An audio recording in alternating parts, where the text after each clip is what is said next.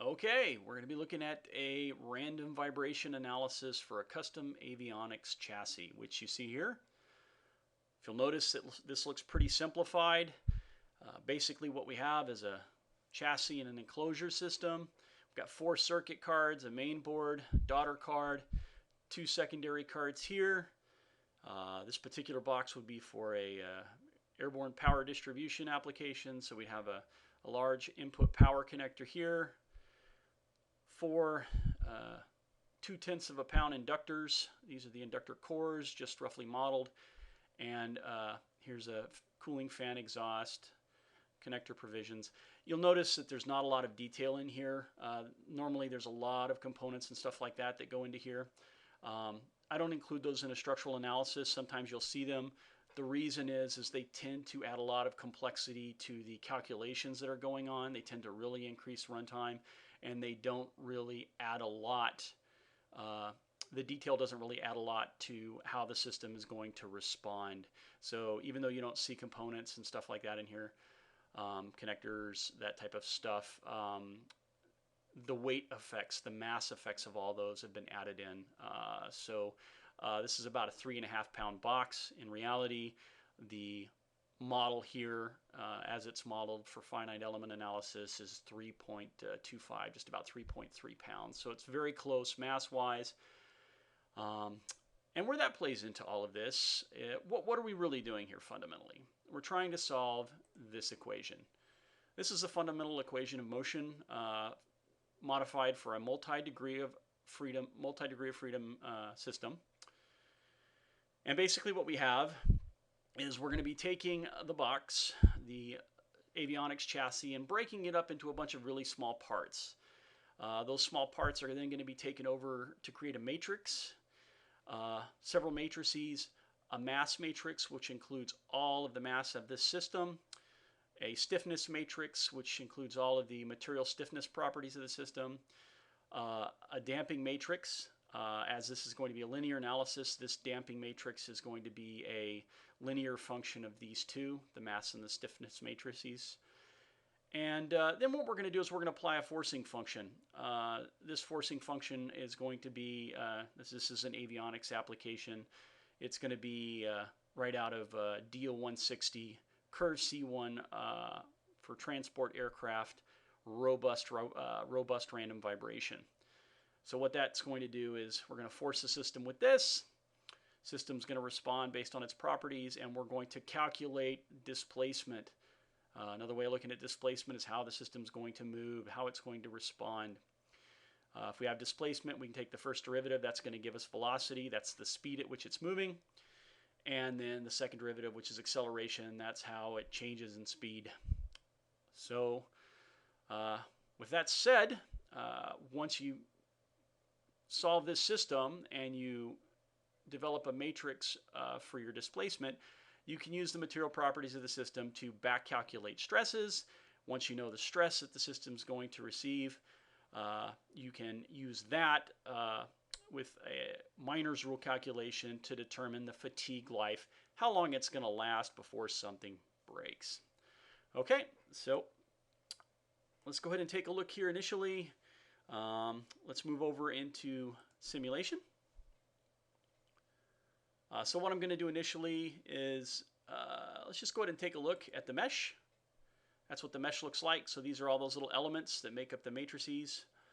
I'm going to go ahead and remove the cover so we can see what's going on inside. I'm going to show the mesh, hide the mesh, and then I'll show it again. Okay, so you can see how the system's all broken down. The mass is assigned and stiffness is assigned for each one of these pieces. And then basically we're taking the composite of that. We're going to be applying a base, that input excitation. I'll show you what that looks like. So this is right out of DO 160. Let's go ahead and take a look at this the way you'd see it in the standard. There you go. So this, all this is the energy that's going to be put into the system. We're going from 10 hertz to 2000 hertz. I'll show you where that's important when we get to the modes and the mass participation, but just remember that 10 to 2000. So let's pull this down. This is frequency, and this is the red is integrated acceleration. This is actually in g squared per hertz on this axis. Okay, so let's get out of there. Where is it going to be applied? It's going in this direction. We're looking in z. The z-axis. The reason for that is typically most of the damage and fatigue for this type of an application comes in this axis because the chassis tend to drum. So you tend to get kind of a drumming motion here. That's where most of the displacement occurs, and that's where most of the fatigue life damage occurs. Let's go ahead and hide that. And where's that excitation going to be applied? At the 6 mounting points. So you have 3 on this side and then 3 on the opposite side. They're mirrored. Let's hide that. Okay, so let's go ahead and take a look at the modes, modal analysis. So I'm going to take a look first. I like to look at something called mass participation. Basically, all this says is it's a relative estimate of how much of the mass of a system is responding overall. And since we're interested in the z in the vertical direction, I'm going to go down and we're going to see the sum total 98% or roughly 0.98 of the total mass available. So 0.98 out of that 3.3 pounds is participating. There's 172 modes, mode 1 all the way to mode 172. The 172 is a little bit random, but where it comes in, the first mode, the first response frequency for this system, the first natural resonance is at 144 hertz. And it cuts off at 192. Remember where I said we were going from 10 hertz up to 2000 hertz. Mode 172 ends at 1992 hertz. So 200 hertz, the next frequency, the next fundamental frequency is going to be above that, and so that's why it's cutting off. So we've got good mass participation, 0.98 in the z. So we're going to come back here, and I want to look at, you know what, 0.45, 0.11, and 0.11. Modes 1, 3, and 4 appear to be where most of the action is happening. So let's just take a look at those. So here's the modes. Boom. There's mode 1. 144 hertz. Let's see what it looks like. Oh, wow. Yeah, okay. So just looking at here, these inductors are really driving things. So each one of those weighs 0.2 of a pound. So about 8 to 9 tenths of a pound of the total box weight of 3.3 is right here in these guys, and they're really driving things. Let's take a look at mode 3.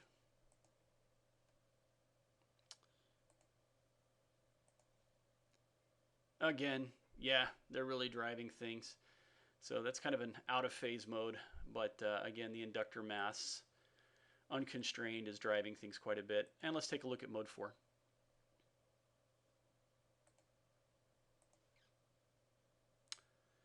Yeah, okay.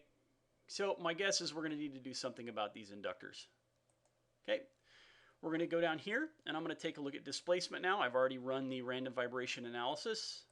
Let's take a look at displacements, and this is the overall displacement. If you notice, the action's really happening right here near these inductors, and if you remember mode 1, yeah, so my guess is most of the damage in this is probably going to come from that first mode at about 144 hertz, and this is where the motion's happening, so the stresses are going to be down here in the sheet metal at the base points here, is my guess. So let's go ahead and take this information right now. We know that there's going to be, well, actually, let's go ahead and take a look at stresses first. Show. Ooh, 9 KSI, von Mises stress down here. This is in the sheet metal. I've already gone through and hidden the standoff, so I know they're not seeing the peak stress. It's right here in the sheet metal.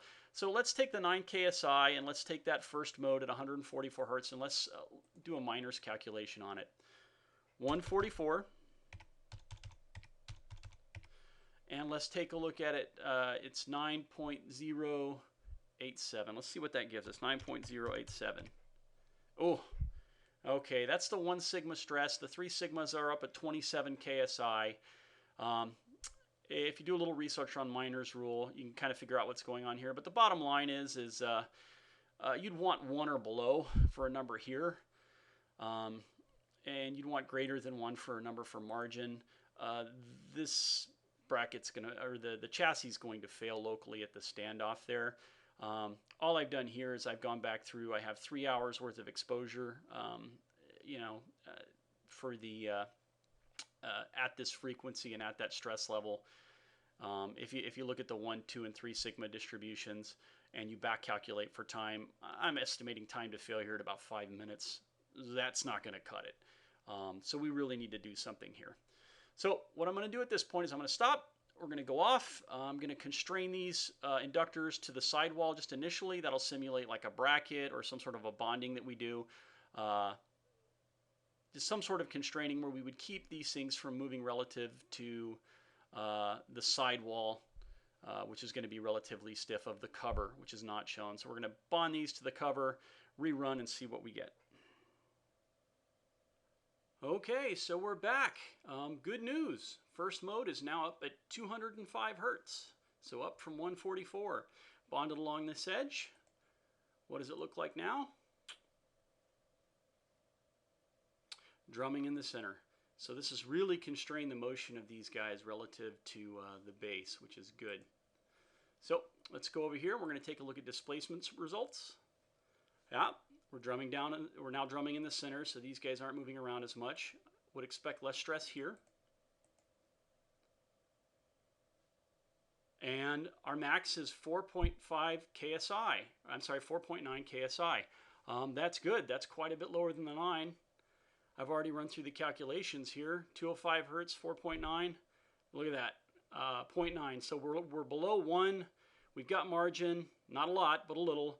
And our test time to failure on our test is 3.2 hours for 3 hours. So bottom line is this is good news. I think with some minor tweaks, basically, mesh refinement and a few other tweaks to the design here, we're going to be able to call success. So hope you've enjoyed. Any comments or questions you have, I'd love to hear them. And thank you for your time.